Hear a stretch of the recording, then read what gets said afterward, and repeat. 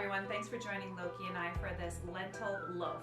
This is so yummy. I experimented with it about a week before Christmas time and I came up with a version that I hope you will really enjoy as much as I do. And it's stuffed with a vegan cheddar cheese. It makes it so good. So let's head to the kitchen and see how I put this together. You ready? Gonna come help me? Oh, now you sit down.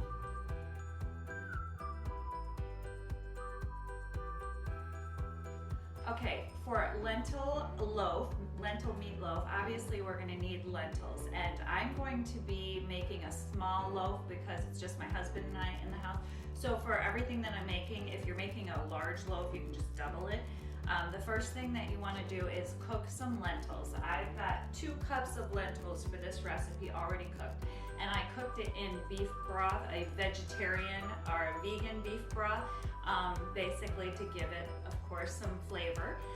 And then the next thing you want to do is take 1 tablespoon of chia seeds and have them soaking in a 1/3 cup of cashew milk while you're prepping all your vegetables that are going to be added to your lentils. And that's because in a traditional meatloaf, you need something to bind everything so it sticks together. And that's pretty much the same premise with this lentil loaf, is you're gonna need some binding agent. So this is gonna be our egg. So we're gonna let this set aside for about 15 to 20 minutes at least. And I've got mini bella mushrooms and I've already washed them, and I'm only using about 1/4 to 1/3 of the package here. Because again, like I said, I'm making a small loaf, so I would say maybe 4 to 6 ounces of mushrooms that we're gonna be adding to this. And I'm gonna have a green pepper, parsley, and an onion. So we're gonna get those vegetables prepped right now.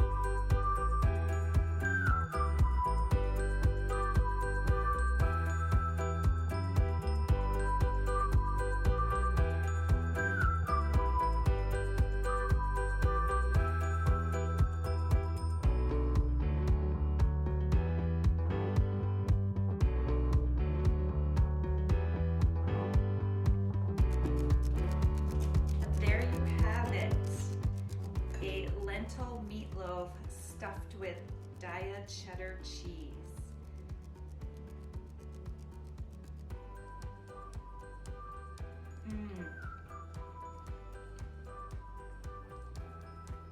This is going to be made in my household much more often now. I'm really liking this. There's so many things you can do with it too. The other version that I had made originally had carrots and celery in it. I'm not a huge cooked celery fan, so it wasn't my favorite version of meatloaf. So I like the green pepper, onion, and mushroom combination a lot better. And with the cheddar cheese, it's so good.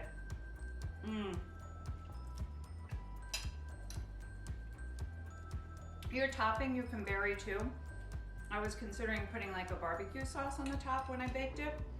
There's so many things you can do different, but now that you understand the premise behind a lentil loaf, you can play around with it.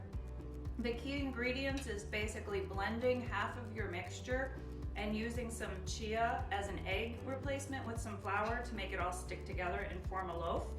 But the rest, the ingredients and the spices, you can play around with and do whatever you want with. This is so good.